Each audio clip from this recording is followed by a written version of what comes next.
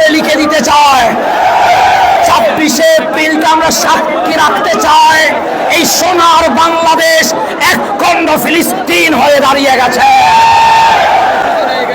আজ এই এক খণ্ড ফিলিস্তিনের বুকে আমরা দাঁড়িয়ে সোনার বাংলাদেশ থেকে জানিয়ে দিতে চাই, ওহে গাজার মুসলমান, ওহে রাফার মুসলমান, ওহে হিন্দিয়ার মুসলমান, ওহে সিরিয়া ইয়ামানের মুসলমান, তোমরা একা নয়, আমরাও তোমাদের সাথে আছি।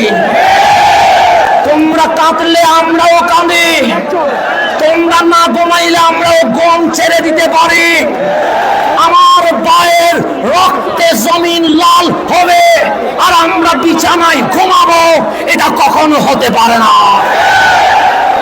সেই জন্য আজ এই রাজধানীর নবী প্রেস ক্লাব চত্বরে আমরা আহলে সুন্নাত ওয়াল জামাতের অনুসারীরা জানিয়ে দিতে চাই, আমরা জালেমের বিপক্ষে, মজলুমের পক্ষেই থাকি।